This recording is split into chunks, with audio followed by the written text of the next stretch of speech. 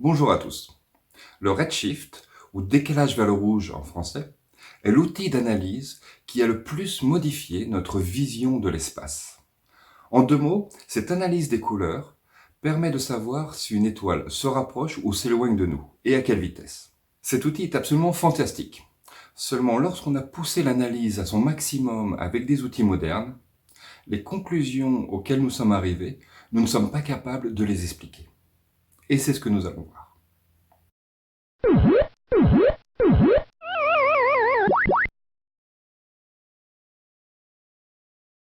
Le principe du décalage vers le rouge est assez facile à comprendre. À l'origine, il s'agit de l'effet Doppler, du nom de Christian Doppler, un mathématicien et physicien autrichien qui a mis en lumière ce principe. Lorsqu'un son est émis par une source qui est fixe par rapport au récepteur, la fréquence émise est égale à la fréquence reçue.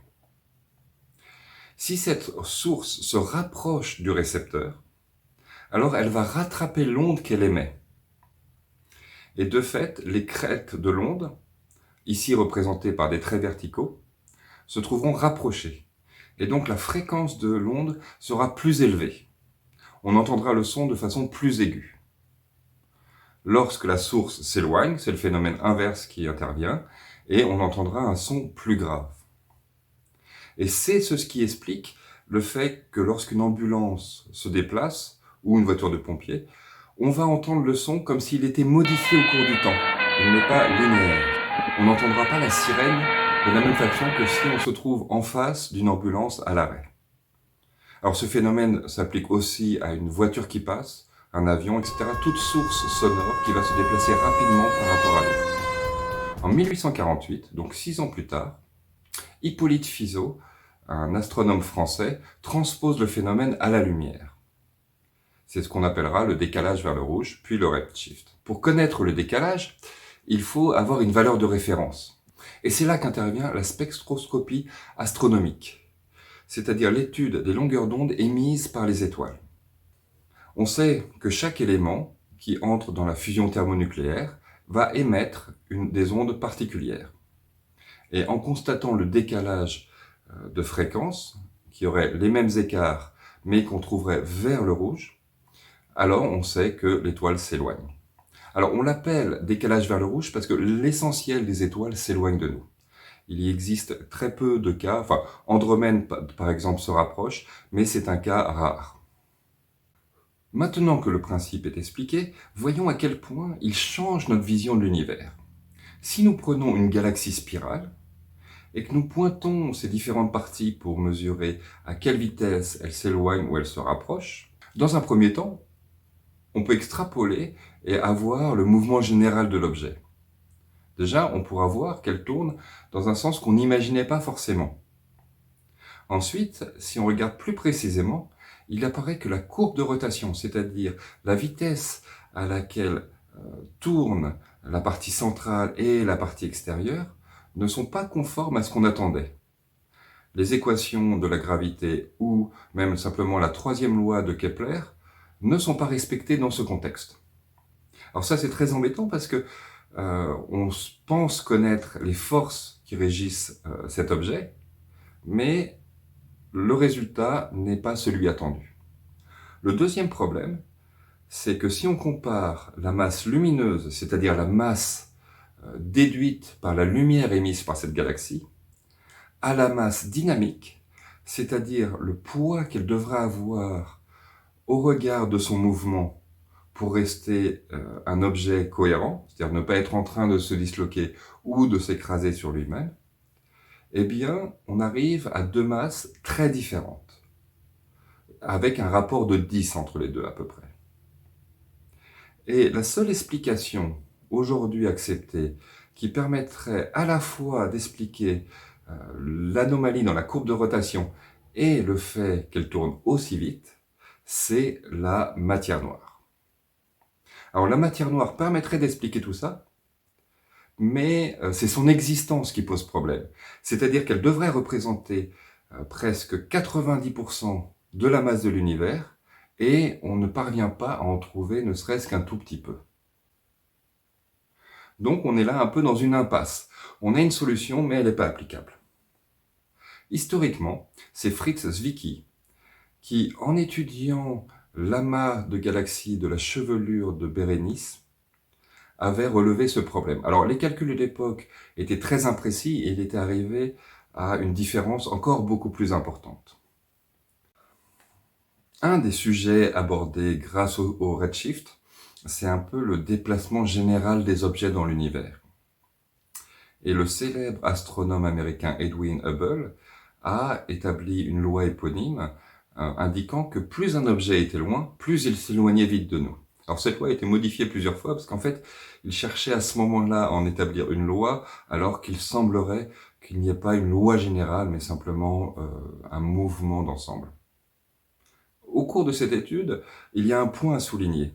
C'est-à-dire qu'en plus de nous montrer les mouvements de l'univers, le redshift nous montre son historique. En effet, si une étoile nous montre son mouvement alors qu'elle se trouve à 1 million d'années-lumière, alors ça veut dire que c'est le mouvement d'il y a 1 million d'années.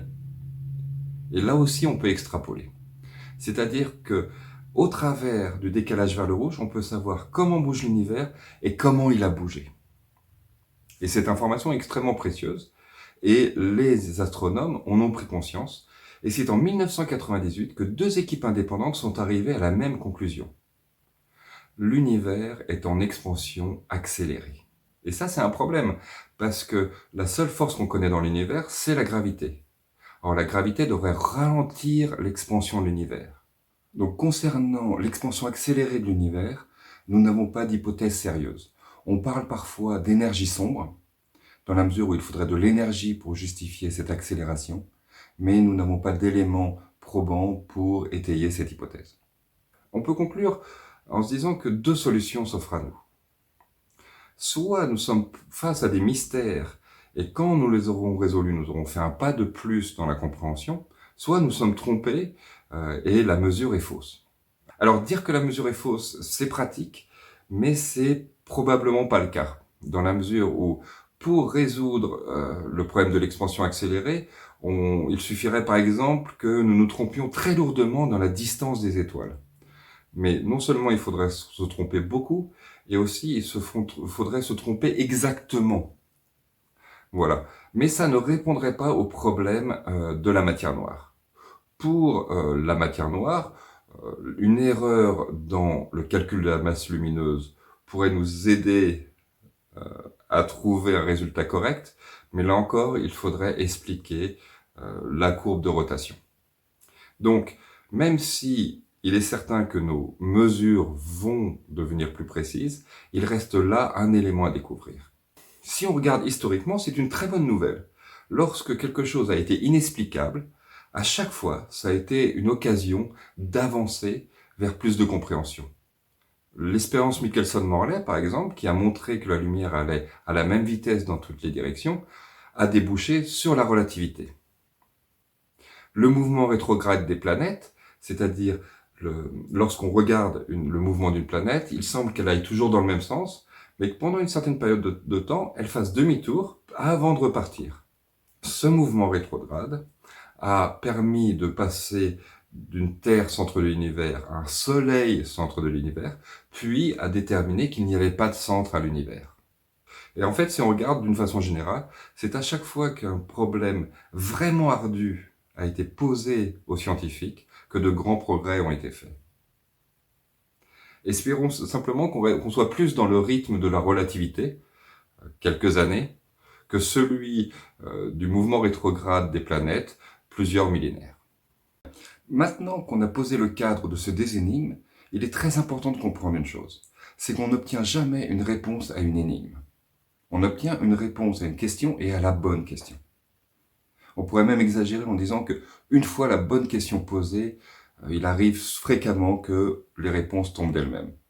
Alors pour vous donner un exemple, les Grecs, lorsqu'ils voyaient le mouvement rétrograde des planètes, se posaient la question « Comment se fait-il que les planètes se comportent de cette façon ?» Et bien sûr, à cette question, il n'y a aucune réponse.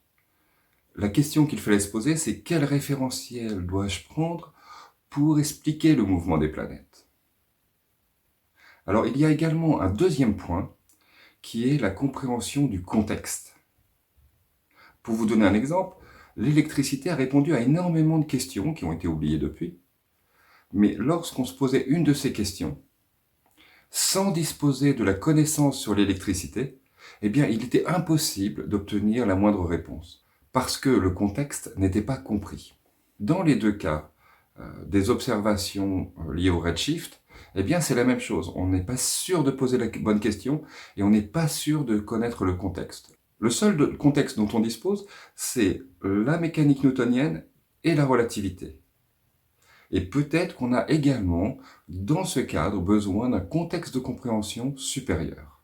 C'est pour cette raison que répondre aux énigmes soulevées par le décalage vers le rouge s'accompagnera forcément de progrès importants dans le domaine de notre compréhension de l'univers.